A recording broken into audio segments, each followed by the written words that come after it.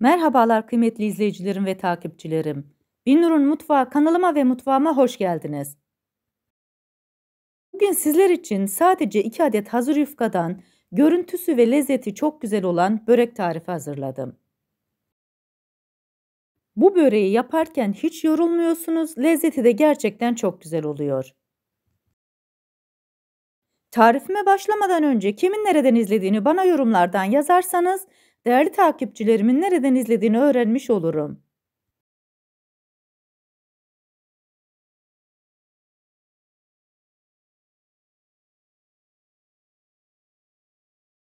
Sizleri daha fazla bekletmeden bu leziz böreğin tarifine geçiyorum. Herkese iyi seyirler. Böreğimizin çıtır çıtır olması için gereken sosunu hazırlıyoruz. Bunun için kasenin içerisine 1 çay bardağı sıvı yağ, 1 çay bardağı su,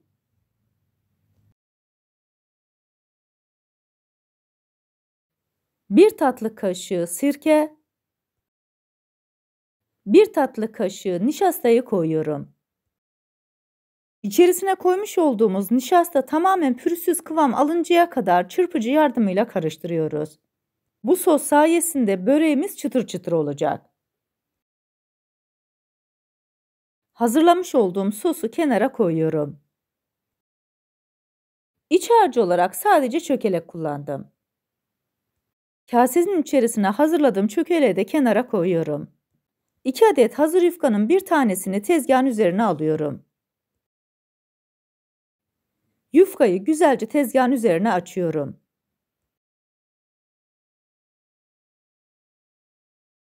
Yufkayı tam ortadan ikiye kesiyorum. Bu arada tarifimi buraya kadar izleyip beğendiyseniz ve hala kanalıma abone değilseniz, abone olarak beğeni ve yorumlarınızla beni desteklerseniz çok sevinirim. Yufkayı ortadan kestim, ikisini üst üste koyuyorum. Tekrar 2 parçaya keseceğim. Bunun için en üstteki yufkayı 2'ye katlıyorum. Elimle bastırarak keseceğim bölümü işaretliyorum.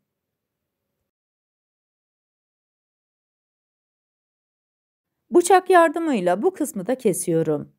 Yufkaları üçgen hale getirmiş olduk. Her yufkadan 4 adet börek elde edeceğiz.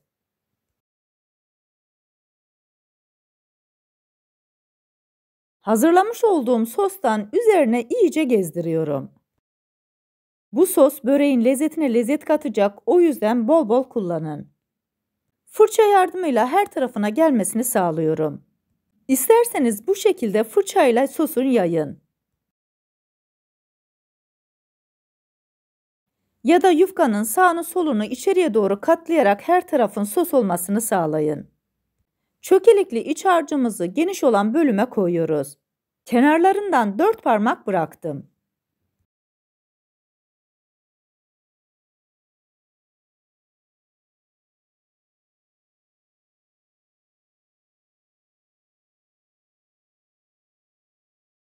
İç harcını koyduktan sonra elimle şöyle bir düzeltiyorum. Kenar kısımlarını içeriye doğru katlıyorum. Geniş olan bölümden başlayarak diğer uca doğru rulo yaparak sarıyorum. Bu aşamada çok fazla sıkı sarmayın. Yufkayı sonuna kadar sarıyoruz. Yufkanın uç kısımlarını ortada birleştiriyorum. Yufkaya yuvarlak bir form veriyoruz. 1 adet kürdanı alıyorum, 2 parçaya kırıyorum. Birleştirmiş olduğum bölümü kürdanla sıkıştırarak kapatıyorum. Böylelikle böreğimize şekil vermiş oluyoruz. Yağlı kağıt sermiş olduğum tepsinin içerisine yerleştiriyorum.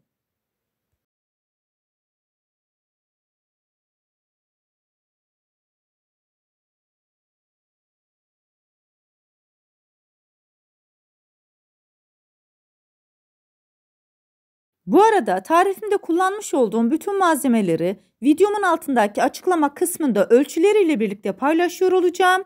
İsterseniz oradan da bakıp faydalanabilirsiniz. Bütün yufkaların hepsini bu şekilde sararak tepsiye yerleştiriyorum. Ben 2 tane yufka kullandım, 8 adet börek elde ettim. Sizler isterseniz bu oranı fazlalaştırabilirsiniz. İsterseniz bu şekilde sararak difrizinizde saklayabilirsiniz.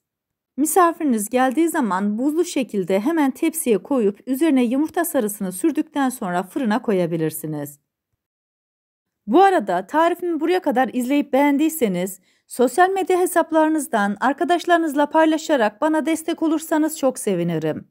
Ayrıca kanalımda birbirinden güzel diğer tariflerim var. Onlara da göz atmayı sakın unutmayın.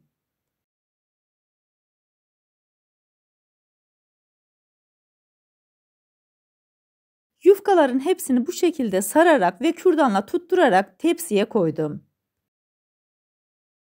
1 adet yumurta sarısının içerisine biraz zeytinyağı gezdiriyorum. Böylelikle böreklerimiz daha parlak olacak.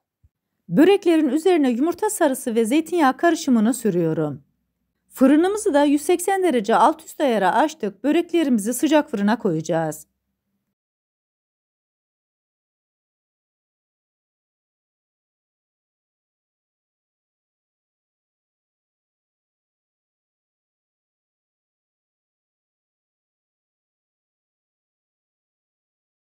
Daha lezzetli ve daha hoş gözükmesi için üzerine biraz da susam serpiştiriyorum.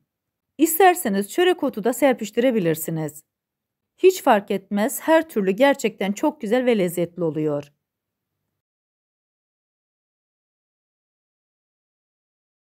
Hazırladığım börekleri sıcak fırına götürüyorum. 30 dakika boyunca sıcak fırında pişiriyorum. 30 dakikanın sonunda böreklerimiz nar gibi kızardı. Fırından çıkartır çıkartmaz ilk sıcağının çıkmasını bekliyorum. Böreklerimiz artık sunum için hazır.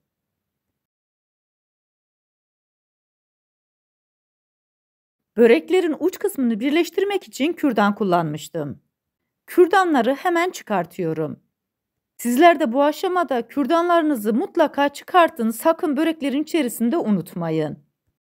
Sizlere bir de bu leziz böreğin iç dokusunu göstermek istiyorum. Dışı çıtır çıtır, içerisi kat kat ayrılmış. Çok lezzetli ve yapımı oldukça kolay. Bu böreği yapıp deneyecek olan herkese şimdiden afiyet olsun. Siz bu leziz böreğin son halini seyrederken ben de sizlere veda etmiş olayım. Bir tarifimizin daha sonuna geldik. Videomu izlediğiniz için teşekkür ederim.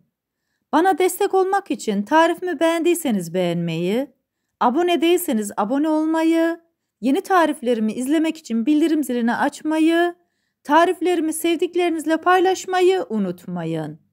Her şeyin gönlünüzce olması dileğiyle hoşça kalın, afiyetle kalın, Allah'a emanet olun.